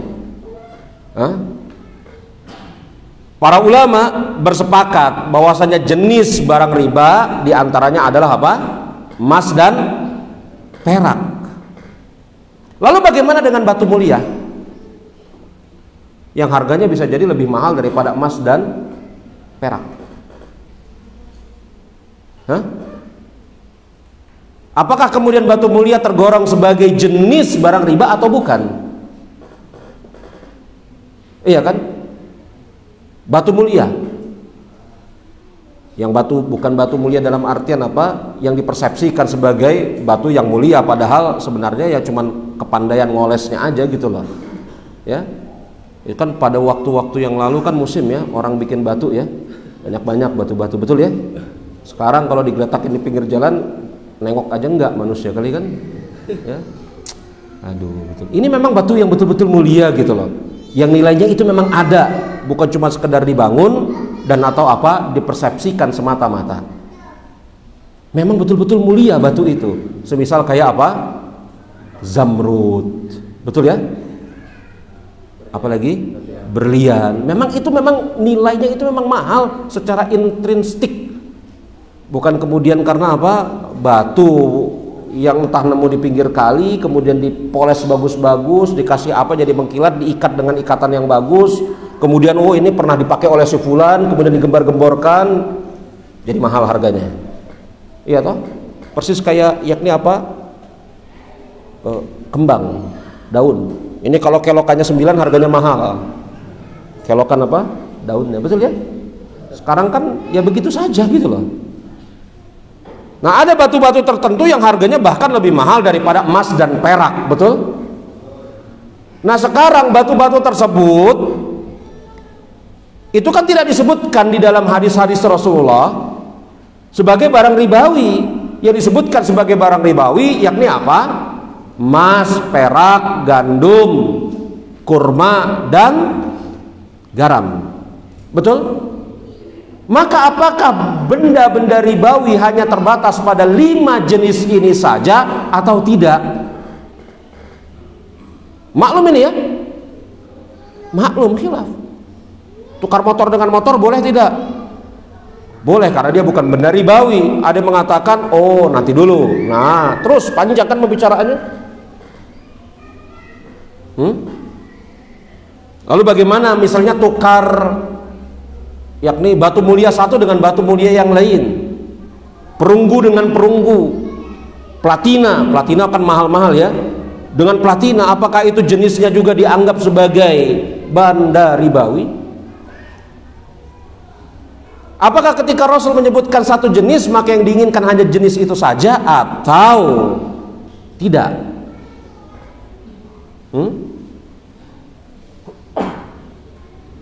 Ini persis seperti yang telah kita isyaratkan kemarin. Maka bersaksilah satu orang laki-laki dengan 2 orang perempuan. Itu kan jenis kelamin laki-laki perempuan. Kalau laki-lakinya nggak ada, apakah boleh diganti dengan 4 orang perempuan? Iya kan? Ini kan jenis ya, ditinjau dari sisi apa? Jenis kelamin. Apakah satu orang laki-laki dan 2 orang perempuan itu jenis ya, jenis kelamin? Itu yang diinginkan itu atau kemudian tidak? Kalau diinginkan bukan, penyebutan jenis tidak semata-mata menunjukkan hanya jenis itu saja yang diperbolehkan. Jadi kalau satu jenis laki-laki boleh diganti dengan 2 perempuan, maka boleh satu laki-laki 2 perempuan jadi 4 perempuan. Kan begitu? Penyebutan jenis bukan yang diinginkan jenis itu saja. Ya. Makanya jangan heran sebagian ulama mengatakan tidak disyariatkan mengeluarkan zakat fitrah dengan beras, karena jenis makanan zakat fitrah adalah gandum. Rasul mengeluarkan zakat fitrah dengan apa? Gandum, bukan dengan beras. Bukan dengan beras, bukan dengan jagung. Nah itu. Apakah ketika Rasul mengeluarkan zakat fitrah dengan gandum, yang diinginkan jenis gandum saja atau boleh yang lain? Terus kan, ini kalau kita berikan contoh nih macam-macam nih contohnya nih. Iya. Taib. Ini sebab yang ke-8. Sebab yang ke-7. Wattadkhulu fil afrad ajnas dalalat wa hal hiya min zalikal jins amla. Ketika disebutkan satu jenis khusus di dalam suatu dalil, apakah yang diinginkan jenis itu saja atau boleh jenis yang lain? Dan lihat Ibnu Taimiyah kan mengakhirinya dengan tanda tanya, dia tidak mentarjih. Ya. Nah, ini dia. Taib. Ya. Dan banyak contoh-contoh di dalam masalah ini. Kita lanjutkan kepada sebab yang ke-8.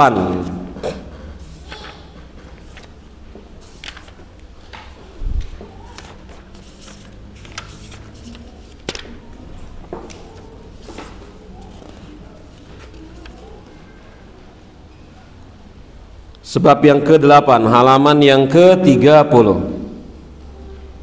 Betul? I'tiqaduhu ana tilka dalalata qad aradaha madala alayya anha laysat muraddatan. Ana tilka dalalata qad aradaha madala ala anha laysat muradatan. Yang ke-8, dia berkeyakinan, yakni seorang imam berkeyakinan bahwasanya dalil yang ada di dalam suatu dalalat itu apa? Yang ditunjukkan di dalam dalil. Maaf, yang ditunjukkan oleh dalil. Ya, kalau dalil ya dalil. Kalau dalalat itu sesuatu yang ditunjukkan oleh dalil. Apa sih dalam bahasa kita? Begini nih. Tegakkan sholat itu dalil. Betul? Yang ditunjukkan di dalam dalil tersebut apa? Perintah untuk mengerjakan sholat. Betul ya? Aqimus sholah, tegakkanlah sholat. Itu dalil. Maka yang ditunjukkan di dalam dalil tersebut, sholat 5 waktu hukumnya wajib dan perintah menegakkan sholat. Ya, itu dalalahnya. Nah, jadi di sini seorang imam memiliki keyakinan bahwasanya dalalah yang ditunjukkan oleh dalil, ya, itu bukan apa yang diinginkan di dalam dalil itu sendiri.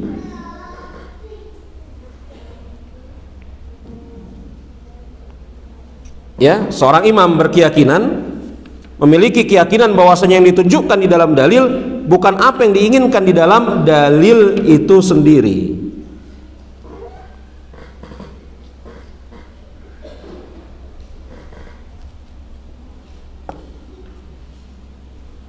Ya. Kemudian misalnya apa? Contoh ini misalnya halaman ke-30 masih. Al-am bil khas, ada dalil umum.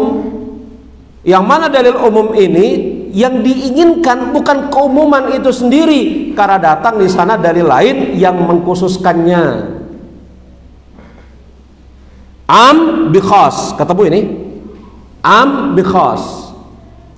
Ada dalil umum, tetapi yang diinginkan bukan keumuman yang tertunjukkan dalam dalil itu sendiri, tetapi yang diinginkan justru khusus. Karena datang dalil yang mengkhususkannya. Au mutlaq bil muqayyad. Hadis itu disebutkan secara dalil itu menunjukkan secara mutlak, tetapi yang diinginkan bukan kemutlakan itu sendiri, karena diikat dengan syarat-syarat tertentu.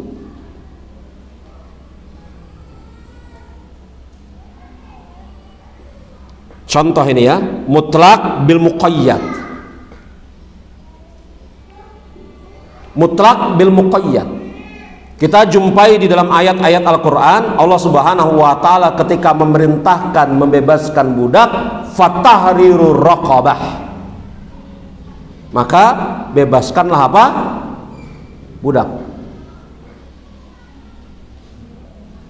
Ini kan dalil umum ya. Maaf, ini dalil mutlak, perintah untuk membebaskan budak. Apakah yang diinginkan adalah membebaskan budak tanpa ada pengikatnya? Mati lampu nih ya. Apakah yang diinginkan di dalam dalil tersebut adalah bebas mutlak tanpa ada yang mengikatnya? Atau ada yang mengikatnya? Hah? Mati lampu atau nguji krek? Hah?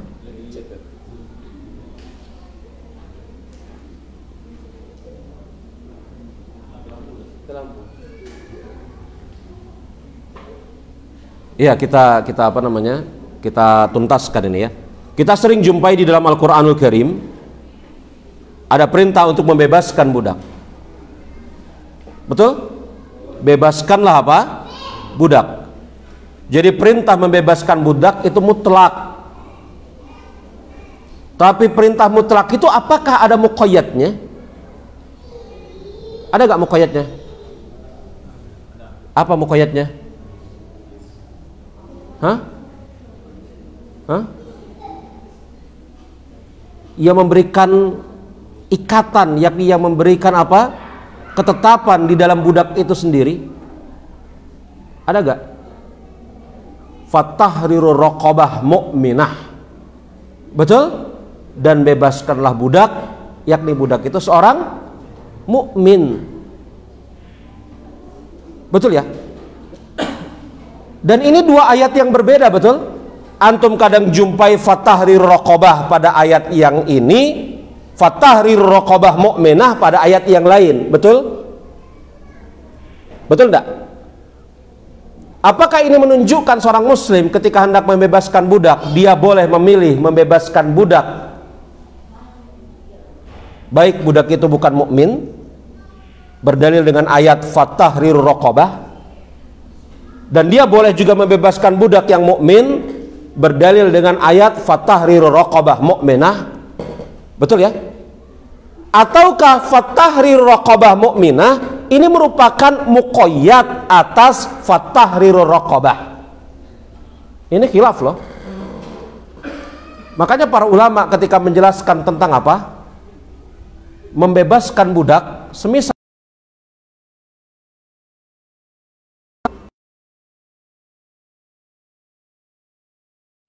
kata Imam Syafi'i nggak boleh fatahriru raqabah mu'minah, ini merupakan apa? Muqayyad atas fatahriru raqabah.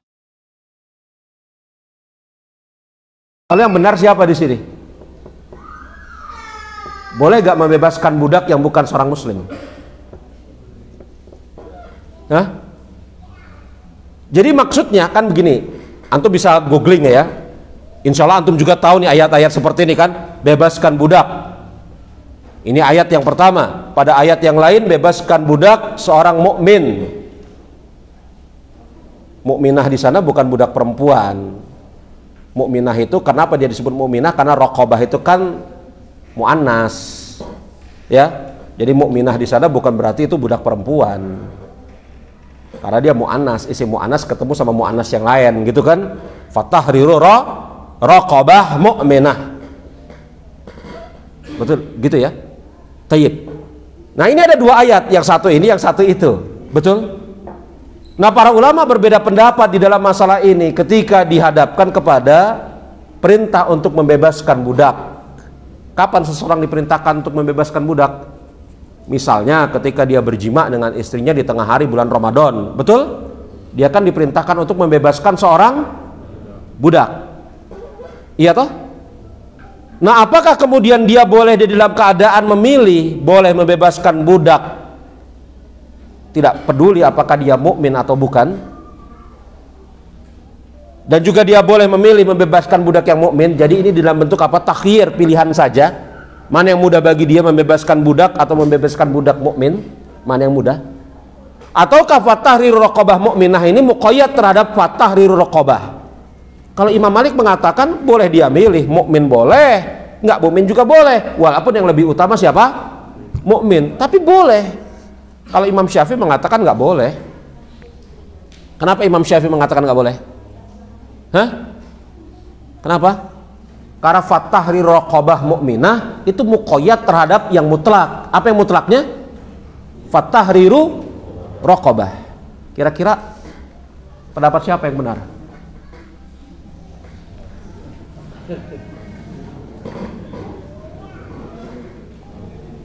Kalau kita berhadapan dengan ayat ini saja kita bingung. Tapi adakah qarain, yakni qarinah yang menunjukkan ada terlepas ya, apakah yang saya kuatkan benar atau tidak, tapi saya mengikuti pendapatnya Imam Syafi'i.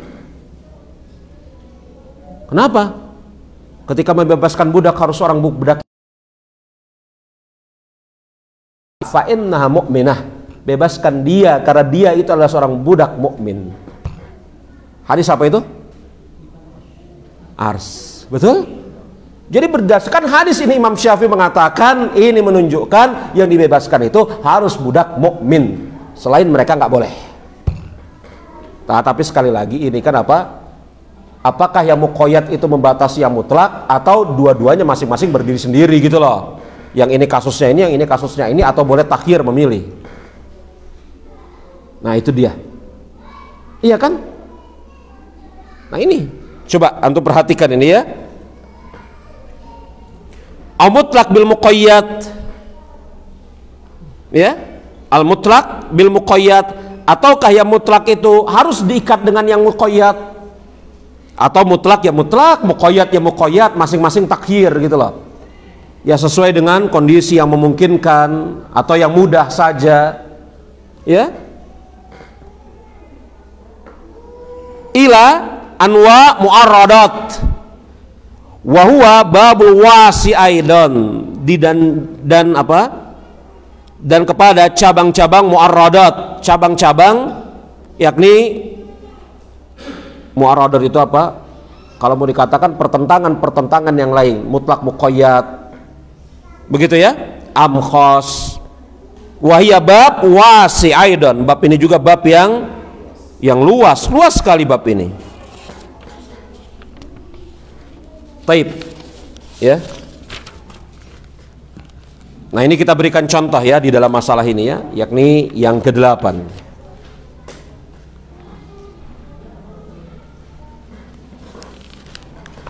Kemudian yang ke-9.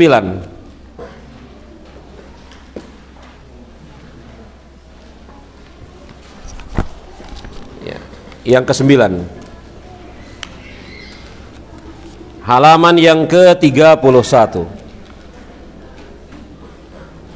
Yang ke-9 halaman yang ke-31. I'tiqaduhu anal haditha mu'arradu bima yadulu alaiha do'fi au ta'wilihi in kana qabilan lit-ta'wili. Yang ke-9, yakni sebab yang ke-9, dia yakin bahwa hadis tersebut terbantah dengan adanya indikasi kelemahannya. Dia yakin bahwasanya hadis ini terbantah dengan adanya indikasi kelemahannya.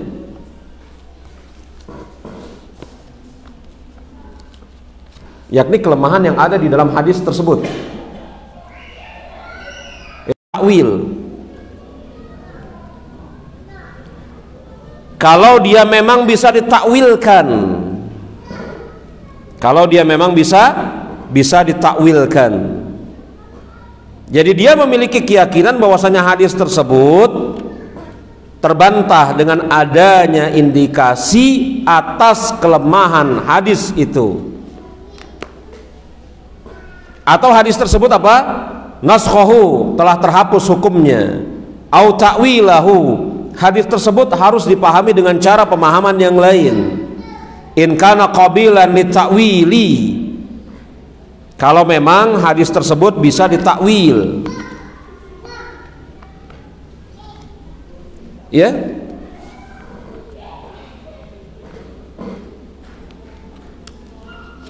Nah ini dia jemaah rahimani wa rahimakumullah, sebab yang ke-9, yakni seorang ulama mungkin dia berbeda pendapat dengan ulama yang lain. Sebabnya apa? Dia meyakini hadis itu mansukh, terhapus hukumnya. Sedangkan ulama yang lain mengatakan apa? Hadis ini tidak terhapus hukumnya, tetap ada hukumnya. Tetap ada hukumnya. Jadi namanya nasikh mansukh itu kan menghapus dan dihapus, betul ya? Dan mengatakan nasikh mansukh itu perkara yang sulit. Kenapa sulit, ikhwan? Hah? Kenapa nasikh mansukh itu perkara yang sulit? Nasikh mansukh, nasikh yang menghapus, mansukh yang terhapus. Betul? Mengatakan nasikh mansukh itu perkara yang sulit. Kenapa sulit? Hah? Karena harus diketahui mana yang menghapus, mana yang terhapus. Betul? Dan mengetahui mana yang menghapus dan mana yang terhapus itu harus mengetahui riwayat hadis tersebut diucapkan oleh Rasulullah. Jadi mana yang duluan Rasul mengucapkan, mana yang belakangan. Iya toh? Karena pada umumnya yang menghapus datangnya belakangan. Iya enggak? Mungkinkah yang menghapus datangnya duluan? Logikanya mungkin nggak? Loh, apa yang mau dihapus? Yang dihapusnya belum ada kok. Yang menghapusnya datang duluan. Mungkin kayak menghapus datangnya duluan? Nggak mungkin. Tidak mungkin yang menghapus datangnya duluan. Karena apa yang mau dihapus kalau yang dihapusnya saja tidak ada? Betul ya? Maka nasikh pada umumnya datang setelah mansuh. Jadi mansuh dulu, yang dihapus baru yang menghapus. Betul? Maka mengatakan hadis ini mansuh itu perkara yang berat. Kenapa beratnya? Harus mengetahui mana yang dulu diucapkan, mana yang belakangan. Dan ini bukan perkara yang mudah. Mengetahui mana yang dulu diucapkan, mana yang belakangan diucapkan, ini harus mengetahui sejarah. Apakah itu terjadi pada tahun 8 atau 9 atau 7 atau bulan Syawal atau bulan ini, bulan itu, betul? Secara urutan apa? Penanggalan. Nah, sebagian ulama berpendapat hadis ini mansuh, terhapus hukumnya dengan hadis ini. Ulama yang lain, oh tidak. Hadis ini tidak ada nasikh mansuh, dua-duanya bisa apa? Dijalani. Dua-duanya bisa dijalani, tidak ada nasikh mansuh. Sebagian ulama yang lain diam karena tidak mengetahui mana yang menghapus, mana yang terhapus. Betul? Kecuali kemudian yang menghapus dan terhapus itu disebut secara jelas, seperti kata Rasul, dulu saya pernah melarang kalian untuk berziarah kubur, maka sekarang berziarahlah. Itu jelas. Betul kan? Itu jelas. Dulu saya pernah melarang kalian ziarah kubur, maka sekarang ziarahlah. Itu jelas. Rasul yang mengatakan. Berarti pada saat sebelum Rasul mengucapkan hadis ini, ziarah kubur pernah beliau larang. Iya toh? Atau misalnya ucapan Abdullah bin Abbas radhiyallahu anhuma bahwasanya Rasul pernah memperbolehkan nikah mut'ah pada perang Khaybar, dan setelah itu beliau mengharamkan untuk selama-lamanya. Berarti mut'ah pernah boleh pada saat kapan? Pada saat kapan? Perang Khaybar. Betul? Tetapi nikah mut'ah yang boleh ini mansuh. Dengan sebab apa? Ibnu Abbas mengkabarkan, dan setelah itu beliau, yakni Rasulullah, mengharamkan untuk selama-lamanya. Jadi mansuh kebolehan nikah mut'ah. Jelas itu. Tapi kan tidak semua hadis nasikh mansuh seperti itu modelnya. Iya kan? Tidak semua hadis mansuh modelnya kayak gitu. Dulu boleh, sekarang enggak. Dulu pernah, sekarang tidak boleh selama-lamanya. Kalau seperti itu mudah. Kadang-kadang kemudian hadisnya itu saling bertentangan di dalam pembahasan yang sama, tidak diketahui mana yang datang duluan, mana yang datang belakangan. Kan begitu. Maka sebagian ulama mengatakan ini nasikh mansuh, sebagian ulama mengatakan tidak. Maka kalau yang mengatakan nasikh mansuh ya selesai ya. Bagi yang mengatakan tidak,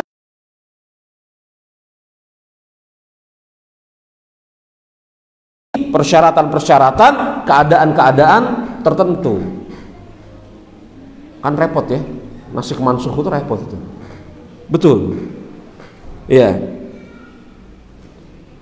Atau kemudian tertakwilkan, yakni hadis tersebut tidak boleh dipahami kecuali dengan bantuan hadis yang lain atau riwayat yang lain.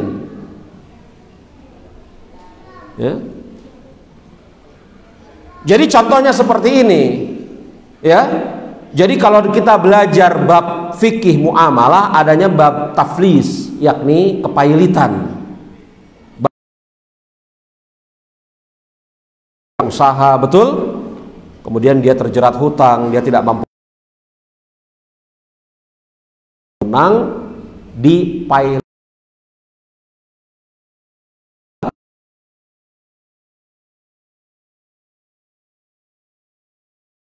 taflis.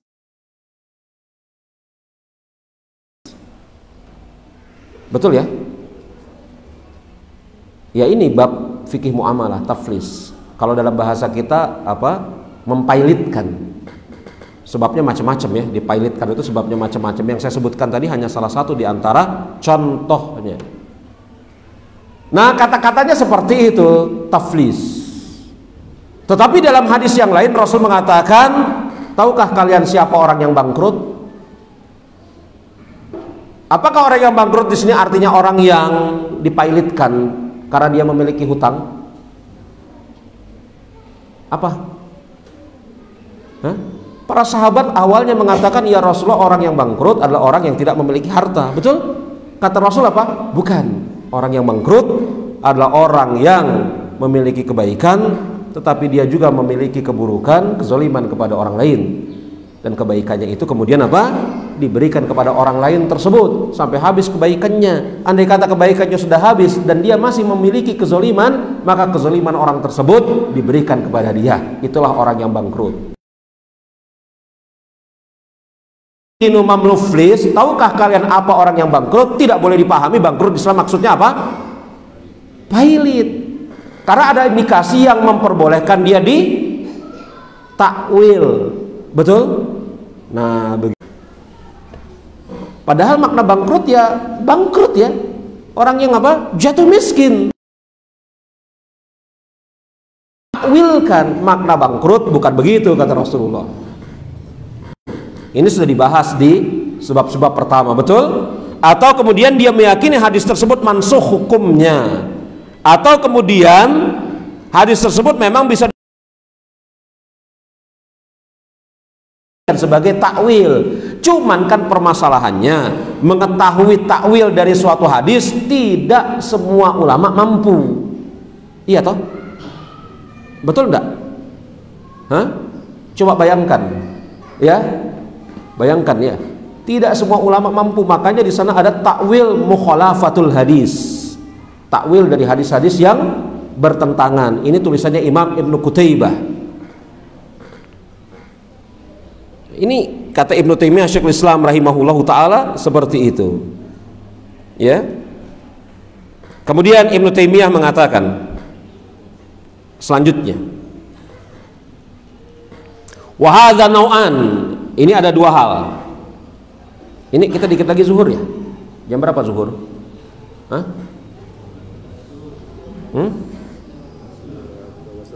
12.10. 20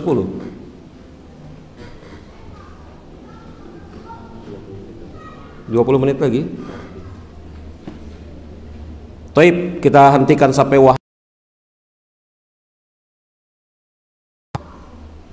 ya. Kita masih membahas sampai bab ke-9 dan pembahasan kita sampai wahaza nau'an. Dan ini ada dua bentuk. Nah, ya, jadi latar ke belakang ke-9 yakni apa? Seorang ulama ahli hadis, seorang ulama dia menganggap hadis itu lemah, atau dia menganggap hadis itu telah terhapus, atau dia mengetahui takwil dari hadis tersebut. Walaupun ya dia mengetahui takwil dari hadis tersebut, apabila hadis tersebut menerima takwil. Taib ya. Nah, ini latar belakang yang ke-9. Nanti akan disebutkan yakni dua jenis di dalamnya. Taib ikhwan, kalau mungkin ada yang kurang jelas dari pembahasan kita di kesempatan pagi hari ini, silahkan antum tanya. Ya, silahkan.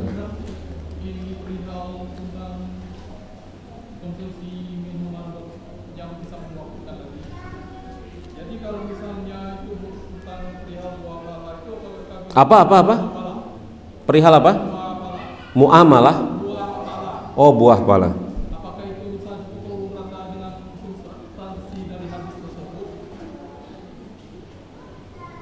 Kalau buah pala itu terbukti memabukkan dan memang seperti itu keadaannya, maka dia haram untuk dijadikan sebagai minuman dan haram dijadikan sebagai konsumsi. Iya. Nah, permasalahannya ya, orang-orang berbeda pendapat buah pala ini memabukkan atau tidak gitu loh. Tapi kan ternyata terbukti buah pala ini memang bisa memabukkan. Kita tidak sebut, tidak dikatakan bahwasanya oh nggak mabuk karena dia makan sedikit. sesuatu itu dikatakan haram dengan sebab memabukkan, itu tidak ada urusannya dengan dia makan enggak gitu loh. Betul ya? Ada orang-orang tertentu sang pemabuk yang sudah kuat tubuhnya, minum misalnya sesuatu yang memabukkan, berember-ember, nggak mabuk-mabuk juga, bukan berarti yang dia minum menjadi halal. Betul toh? Ada pemabuk yang kemudian memang konsumsinya setiap hari minuman-minuman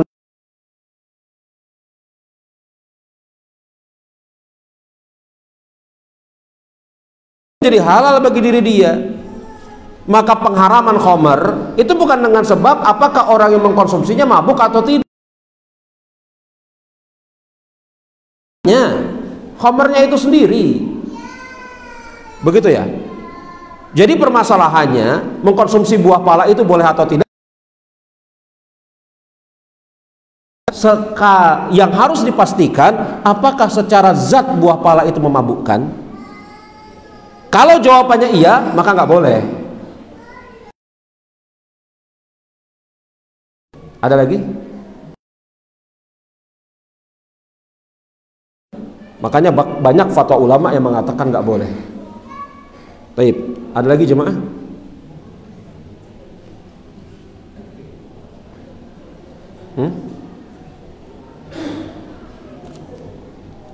Yang lain ada lagi?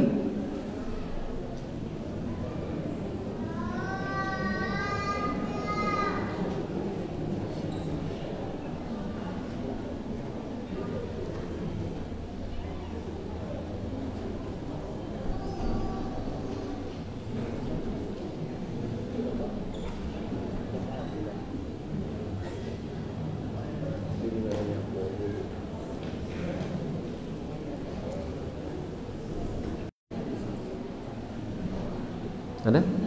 Kalau tidak ada, kita cukupkan sampai di sini pembahasan kita. Insyaallah taala nanti kita akan lanjutkan ba'da salat asar. Kita sampai kepada pembahasan wahazan nau'an dari sebab yang ke-9.